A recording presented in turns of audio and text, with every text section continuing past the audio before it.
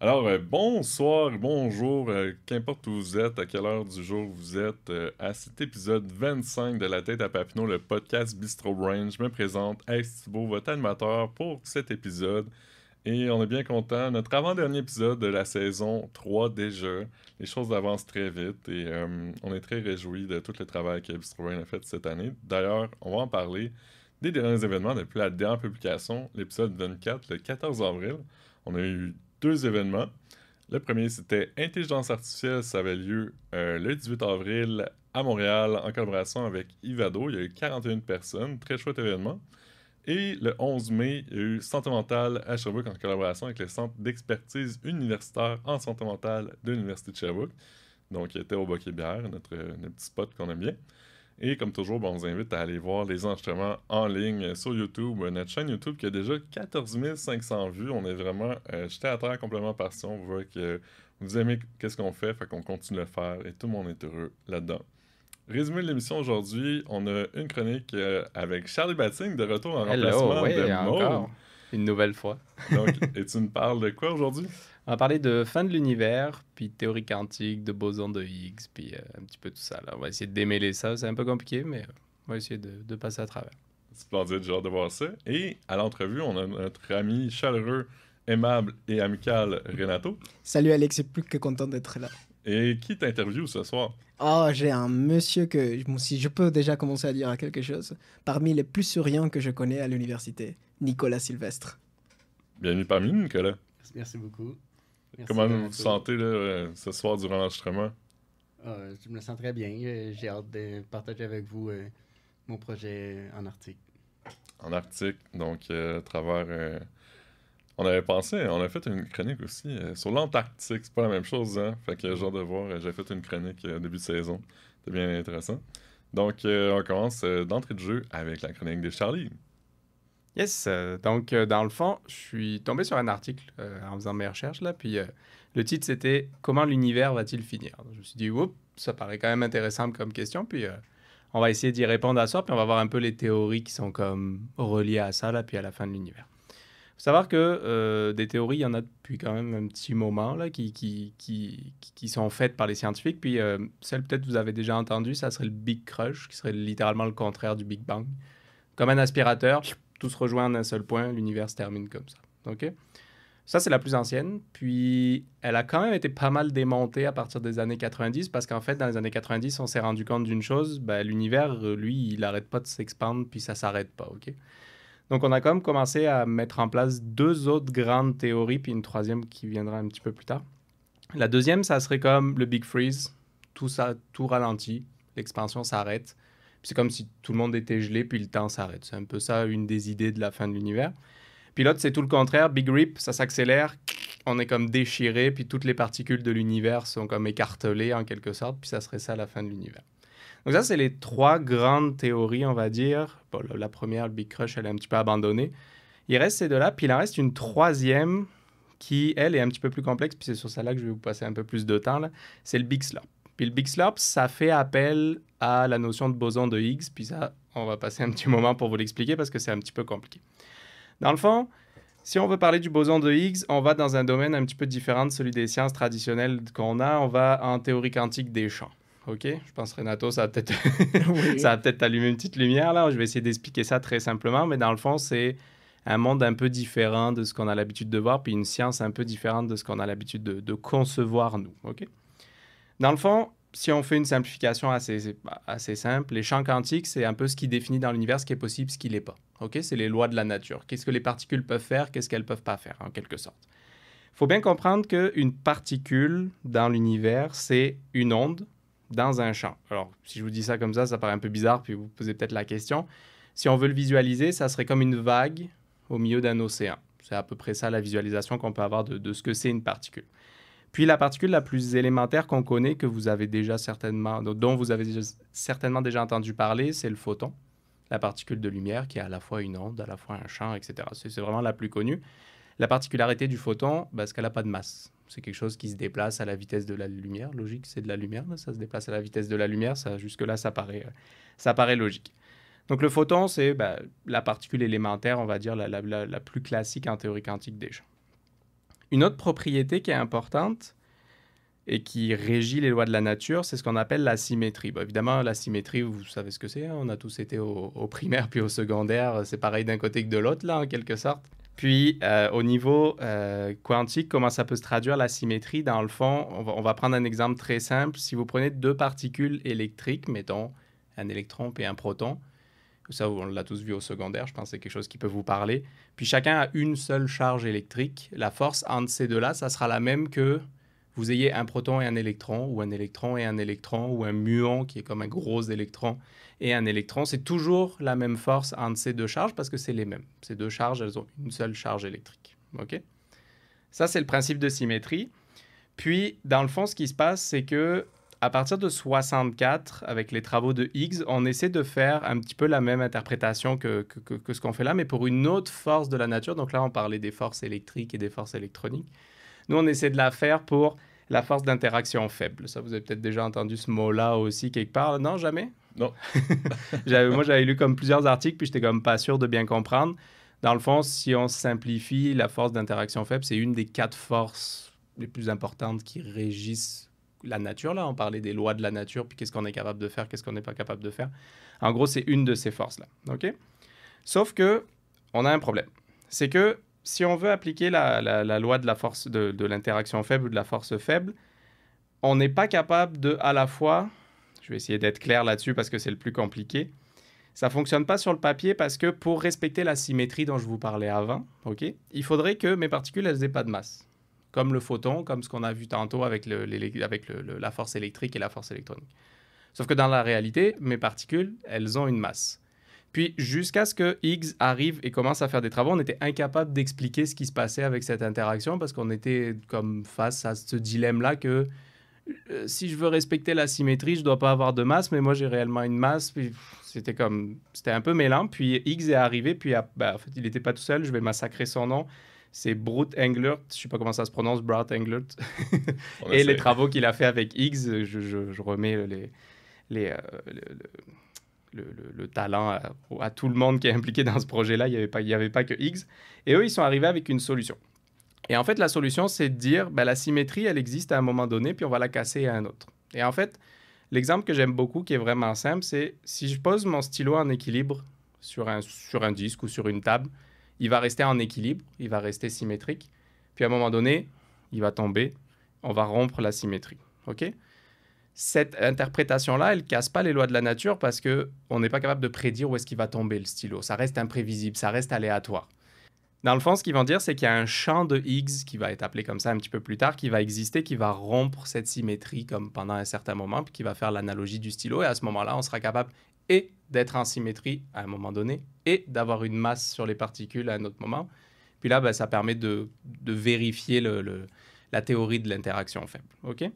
Et ce que va dire Higgs, c'est que à la naissance de l'univers, toutes les particules de l'univers, elles étaient dans un état qu'on appelle instable, mais elles étaient symétriques. Ça respectait la théorie de la loi de la nature qui disait que tout devait être symétrique. Après le Big Bang, on passe dans un autre état, c'est-à-dire on est stable, mais on n'est plus symétrique. Mais j'ai une masse à ce moment-là, mais j'ai été symétrique à un autre moment. Ça fait un peu le chat de Schrödinger, là, où je suis dans 2 états à la fois. Là. C'est un petit peu ça, cette idée-là. Et dans le fond, c'est ça. Le champ de Higgs, il permet de prouver que la théorie de l'interaction faible fonctionne et qu'on est capable et d'être symétrique et d'avoir une masse en même temps, même si ça paraîtrait pas logique normalement d'un point de vue des lois de la nature. Et je vais revenir au boson de Higgs. En fait, on a vu que n'importe quelle particule, c'était et un champ et une particule et une onde, pardon. Le champ de Higgs, il a été prouvé, mais on n'était pas capable de trouver la particule qui était associée à ce champ de Higgs. Et il a été trouvé en 2012 par des travaux du CERN. Et c'est celui qu'on a appelé le boson de Higgs. OK? En gros, voyez-le comme le boson de Higgs, c'est un peu une définition de ce que la nature est capable de faire ou ce qu'elle n'est pas capable de faire. J'espère que j'ai été clair sur la définition. Là, c'est un petit peu compliqué. On rentre dans des termes vraiment compliqués. Mais en gros, l'idée de la dernière théorie de fin de l'univers, ça serait qu'il y aurait une vague d'énergie qui se libérerait dans l'univers et qui, en fait, viendrait changer les propriétés de notre boson de Higgs. Mais on a dit notre boson de Higgs, c'est ce qui définit ce qui est possible et ce qui n'est pas possible. Donc, on vient modifier la particule la plus élémentaire de l'univers. On vient modifier ses propriétés. On imagine un peu ce que ça va entraîner. Ça va changer absolument tout dans l'univers, puis ça va comme certainement détruire l'univers tel qu'on le connaît. On sera plus capable de concevoir à quoi ça va ressembler, puis ça va être un réagencement énorme de l'univers au complet. Donc celle-là, c'est pas mal la dernière théorie qui a été faite sur la fin de l'univers, puis c'est le Big Slurp. Puis c'est ça. Donc j'espère que j'ai été assez clair. Je sais que c'est des notions assez compliquées. Renato, tu pourras compléter si jamais j'ai dit des choses qui n'étaient pas correctes. Là. Mais c'est pas mal ces 4 grandes théories à l'heure actuelle. Puis la dernière, là, sur le boson de Higgs, c'est celle qui semble se dégager le plus. Alors, pas de panique, hein, la fin de l'univers n'est pas pour tout de suite. Là. Tous ceux qui nous écoutent, ils ne la connaîtront pas de leur vivant. Puis des milliards d'années plus tard, ils ne la connaîtront pas non plus. Mais on essaie de faire des théories pour comprendre un peu ce qui pourrait se passer à la fin. Alors, droit de réplique à professeur Olarte Hernandez. C'était cool. Donc, un lendemain de karaoké, est-ce que je peux blâmer le boson de Higgs pour mon état déchiré et double à la fois? Ouais, tu pourrais. On peut toujours trouver un coupable. D'accord. Bon, ben, cette année, boson de Higgs, on t'aura. Merci, Charlie, pour ta chronique. Avec plaisir. Bien instructif, toujours dans les univers de possibles. On se croirait dans les univers cinématographiques de multivers. Ouais, on y est un petit peu, là. Splendide. Donc, on y va avec une petite pause. On revient très bientôt pour l'entrevue avec Nicolas et Renato.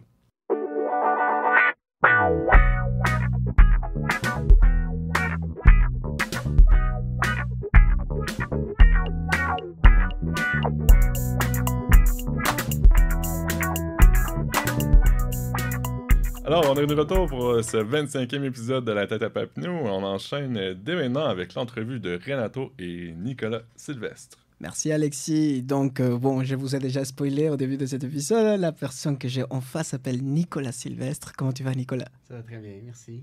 Alors, pour que vous sachiez, que je vous donne un petit peu mot avant de commencer, c'est qu'on va faire un voyage aujourd'hui. On n'aura pas seulement la science, on aura aussi quelques bateaux, glaces. Pour que vous sachiez, cette conversation, c'est une conversation que je veux avoir depuis des mois. Depuis qu'il est revenu de l'Arctique, c'est une conversation que je voulais avoir avec lui, mais je n'ai pas eu l'opportunité. Donc, je me suis dit, on va la partager avec tout le monde ici à la Tête à Papineau. Et donc, c'est pour ça que tu es ici, Nicolas. Donc, je vais commencer par juste te demander ton parcours, ton aliment préféré et de quoi tu vas nous parler aujourd'hui. Mon parcours, c'est assez simple, en fait. Je suis Sherbrookeois de naissance, en fait. Donc, j'ai tout fait à Sherbrooke là, depuis le primaire là, jusqu'à mon doctorat, là, maintenant. Là. Puis, ensuite, mon aliment préféré... je dois avouer que j'ai un faible pour la pizza, là. Je pense que c'est yes. Je suis complètement d'accord. Et de quoi tu vas nous parler? Puis, je vais vous parler de mon voyage en Arctique que j'ai eu la chance de faire là, dans le cadre de mon doctorat. Oui, s'il te plaît, raconte. Comment c'était? D'abord, on va en Arctique au mois de septembre. Donc, là-bas, à cette période-là de l'année, il fait peut-être moins 5, moins 10.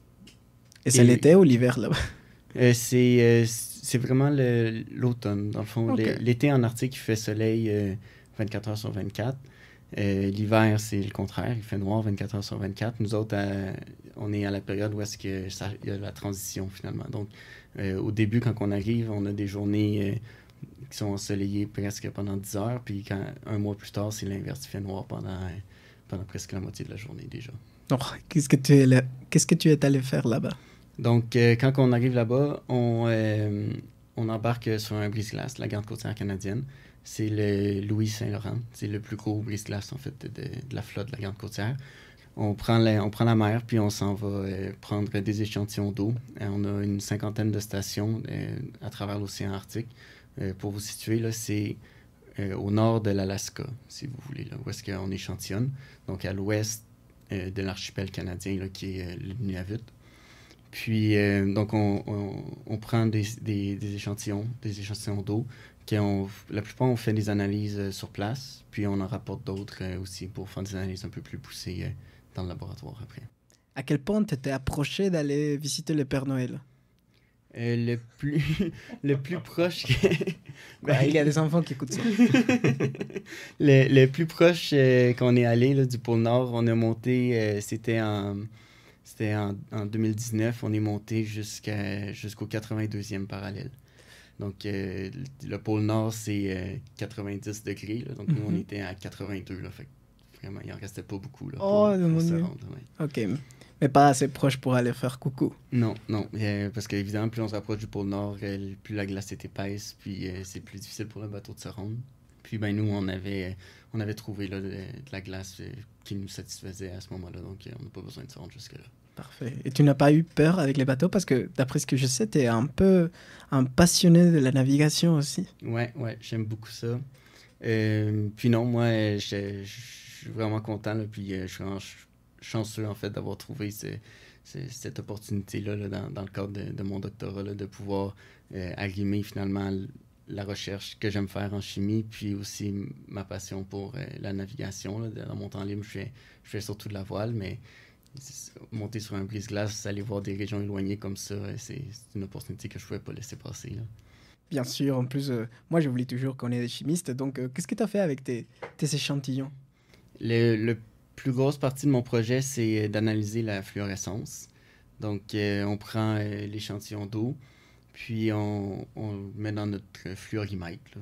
C'est un appareil qui envoie un faisceau lumineux avec une longueur d'onde précise là, dans l'échantillon. Puis, on regarde à quelle longueur d'onde l'échantillon ensuite émet de la lumière. Puis, ça nous crée des genres de cartes d'excitation et d'émission. Puis, avec ça, on est capable de savoir d'où provient la matière organique qui est dissoute dans notre échantillon. D'accord. Et c'était quoi la conclusion? Ben, en fait, la conclusion qu'on peut tirer, là, c'est à force de faire cette expédition-là, ça fait 20 ans que l'expédition a lieu. Donc, ça fait une série d'échantillons. On va tout le temps aux mêmes stations. Puis, effectivement, après 20 ans, on est capable de voir les effets des changements climatiques là, sur nos échantillons. Donc, on peut voir ensuite les transformations qui ont eu lieu avec les changements de température qu'il y a dans l'eau, les changements de salinité, puis tous les autres paramètres qu'on mesure aussi. Et ces changements sont drastiques? On les voit bien? Bien, sur la période de 20 ans, ouais, on est capable de voir les changements. Ce qui est surtout intéressant là-bas, c'est qu'il y a différentes couches d'eau dans l'océan Arctique. Puis on peut voir comment ils se déplacent, là, entre autres la couche d'eau à la surface qui se réchauffe un peu plus. Puis ensuite, l'accumulation d'eau douce aussi qui se fait dans la région où est-ce qu'on échantillonne. Donc tu as eu une preuve de première main de que le changement climatique vraiment existe. Oui. Puis Vous l'avez entendu ici pour la première fois à la tête à Papineau, monsieur. Absolument. Là-bas en Arctique, au début, quand j'ai commencé ma maîtrise, on disait que la région polaire se réchauffait jusqu'à 2 fois plus vite que le reste de la planète. Puis maintenant, c'est 4 fois plus vite. Donc, oui, donc c'est sûr que là-bas, les changements se font sentir plus rapidement. Puis c'est pour ça aussi qu'on fait la recherche là-bas. Là. Donc, la mission première qu'on fait là-bas, c'est vraiment une mission de suivi, là, de surveillance, là, si tu veux, de l'océan Arctique. La garde côtière aussi joue un rôle d'assurer la souveraineté du Canada là-bas, là, avec nos voisins. Puis ensuite, puis aussi, bien évidemment, ils font toute la sécurité parce qu'il y a quand même des bateaux qui passent aussi. Donc, ils s'assurent que s'il y a un avarie qui arrive, ben, ils vont être capables d'aller leur porter secours. Là. Tu as parlé de la souveraineté du Canada, mais j'imagine que dans ce voyage, il y avait de toutes les nationalités ou c'était juste canadien? Oui, sur le bateau avec nous autres, il y a des scientifiques américains qui viennent, puis il y a aussi des scientifiques japonais qui nous accompagnent aussi. Et maintenant que tu as fait ce voyage-là, si on te dit de revenir Est-ce que tu le ferais avec plaisir ou tu te le penserais 2 fois maintenant? Ah oui, j'y retournerai sans hésiter, là. Cette année, je termine mon doctorat, donc c'est pas prévu que j'y retourne. L'année passée, quand on quittait le bateau, là, on ramassait notre appareil, on rangeait tout le laboratoire, puis j'étais en paix avec le fait que c'était la dernière fois que je pouvais y aller. Puis là, présentement, là, les gars dans le laboratoire sont en train de préparer le prochain voyage, puis ben, je pense que ça serait mentir de dire que ça me fait rien de voir préparer tout le matériel. Oh, bien Puis, sûr. ouais. Est-ce qu'il y a une anecdote en particulier que tu voudrais nous raconter? Ben, mon highlight là, des voyages, là, c'était les aurores boréales. Il y a une nuit, j'étais sur le chiffre de jour à ce moment-là, donc je dormais pendant la nuit. Puis à un moment donné, il y a quelqu'un qui vient cogner sur la porte de ma cabine qui me dit « Viens-t'en, sors, il y a des aurores boréales. » Puis après ça, je suis resté réveillé toute la nuit pour continuer d'aller voir ça. Là. C'est vraiment un spectacle magnifique, là, que ça vaut la peine de voir. Là. En tout cas, si vous avez la chance d'aller, de prévoir un voyage dans le nord du Canada, mais en Islande ou en Norvège, n'importe où, là, qui est assez au nord pour aller en voir, là, ça vaut vraiment la peine. Waouh! Oui, moi, ça me donne vraiment envie. Au début, moi, je voulais juste aller à l'Antarctique, mais après, quand j'écoute ça, c'est comme, l'Arctique, c'est un peu plus proche, c'est possible. Oh, ça serait super bien. Puis en 2020, à cause de la COVID, le Nunavut était fermé. Mm-hmm. Donc là, pour se rendre à la région, là, au bassin Canada, là, la mer de Beaufort, où est-ce qu'on échantillonnait, on a embarqué sur le bateau à Saint-Jean-de-Terre-Neuve, qui est complètement à l'est du Canada. Puis là, en bateau, on a traversé toutes les îles pour se rendre à l'ouest complètement. Puis ça, c'était un voyage extraordinaire, là, de traverser toutes ces îles-là. C'est des paysages qu'il n'y a jamais personne qui a touché. C'est des glaciers encore qui tiennent. C'est vraiment fantastique. C'est des grosses montagnes, des falaises. C'est des paysages à couper le souffle. Ouais. Waouh! Tu m'étonnes. Ok, vas-y, parle-nous de ours polaires. Donc, les ours polaires aussi, là, quand le capitaine en haut, là, puis les officiers en voient un, ils l'annoncent à l'intercom sur le bateau, puis là, tout le monde se dépêche d'aller du bon côté, puis d'aller voir les ours polaires. Fait que si on est parmi les chanceux qui entendent le message à l'intercom, ben, on s'en va voir. Puis il y a des années, comme l'année passée, on en a vu plusieurs qui se promènent, là, sont sur le bord du bateau. Puis on en a vu un, il était tout rouge, là, il venait d'avoir pris son dîner, là, probablement. Et on a vu une maman avec 2 bébés aussi. Puis fait que ça aussi, les ours polaires, ça c'est des créatures qui sont vraiment magnifiques. C'est vraiment immense. On en a vu un autre aussi plus loin qui lui était vraiment beaucoup plus éloigné, puis beaucoup plus frêle aussi, là, dans le sens que c'était probablement un vieux mâle qui était parti. Fait que lui, il est resté peut-être plus long, mais c'est vraiment des créatures qui sont impressionnantes que je pense que ça vaut la peine d'essayer de protéger le plus qu'on peut. Là. C'est vraiment super ça. Comme quoi, on peut conclure que la science n'est pas seulement des gens qui sont derrière leur bureau à faire des calculs, bon, sauf moi, mais aussi des gens qui peuvent voyager et voir les mondes sous un autre œil. Merci beaucoup, Nicolas. Moi, je vais te poser la dernière question qu'on pose à tout le monde. Donc, c'est la question qui est un peu la marque enregistrée de la tête à Papineau pour nous. C'est quelle place devrait avoir la vulgarisation dans notre société? La vulgarisation, je pense que c'est vraiment important pour qu'on puisse, en fait, expliquer qu'est-ce qu'on fait dans nos laboratoires. Parce que on fait de la belle recherche, je pense, à l'université ici, mais à peu près tous les étudiants partout ensuite. Puis je pense que c'est important de partager notre recherche, non seulement avec les autres scientifiques autour, mais aussi avec avec le public là aussi, pour les sensibiliser, parce que je suis sûr qu'il y a plein de monde qui n'ont pas nécessairement fait une éducation en recherche, mais qui ça leur intéresse quand même. Puis être capable de bien vulgariser ce qu'on fait, ben, en tout cas, ça leur permet de rester allumés puis de continuer d'apprendre quand même. Merci beaucoup, Nicolas. Donc, c'était tout pour l'interview d'aujourd'hui. Je reviens vers toi, Alexis. Ben, merci Renato et Nicolas, naturellement. J'avais une petite question. Là. Tu parlais des autres scientifiques du Japon, des États-Unis. Votre voyage, ça durait combien de temps? Et notre voyage dure 4 semaines. OK. Ouais. Fait que ma question, est-ce que vous brisiez encore la glace après 4 semaines?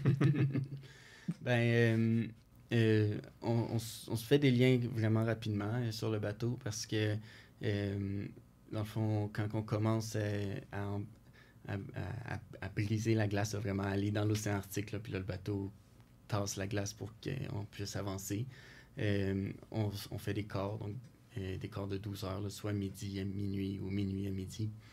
Puis là, on est mélangé là-dedans. Donc, avec notre équipe, ben oui, on travaille beaucoup pendant l'échantillonnage, pendant qu'on fait les analyses, tout ça, mais on a aussi un peu de temps libre, donc on en profite pour échanger tout ça. Donc, on fait, à la fin, on est des bons amis. Là, après. Des vrais bons matelots. Là. Exactement, ouais.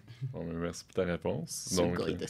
c'est ce qui emballe, ce qui met fin à notre épisode 25 déjà. Quand même fou, hein, Charlie? Depuis le début, on va finir la saison avec un épisode 26, mais déjà 25, je trouve que c'est un beau C'est nombre. un bon nombre.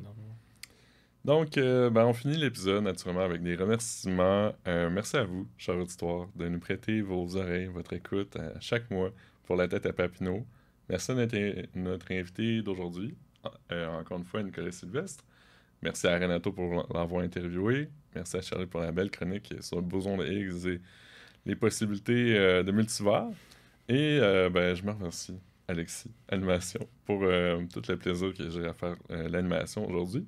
Sinon, ben, on vous invite encore une fois à nos prochains événements et soyez attentifs, il y en a un total de 6, dont 2 événements spéciaux. On commence avec le 16 mai, Urgence climatique à Montréal, dernier événement régulier. On va parler de lutte climatique, de changement climatique, qu'est-ce qu'on peut faire comme simple citoyen de cette grande société pour combattre les changements climatiques. Après ça, on a le 18 mai qui est notre événement bénéfice annuel, 2e édition. Le 24 mai, environnement à Trois-Rivières. Le 31 mai, on a une collaboration avec l'AEPSUS, l'association de premier cycle de psychologie de l'Université de Sherbrooke, pour un événement psychologie. Et le 7 juin, on a notre 3e édition de l'événement Les Grandes Découvertes de l'Université de Sherbrooke, en collaboration avec le vice-rectorat à la recherche aux études supérieures de l'Université de Sherbrooke. Donc, on en profite pour souligner les grandes découvertes qui ont été faites, qui ont des retombées à l'échelle nationale et internationale. On va avoir Sébastien Rodrigue nommé découverte scientifique de l'année selon le magazine Québec Science. On va avoir Marie-Ève Carpignan, co-titulaire de la chaire de prévention UNESCO sur la radicalisation et le complétisme. Et on va aussi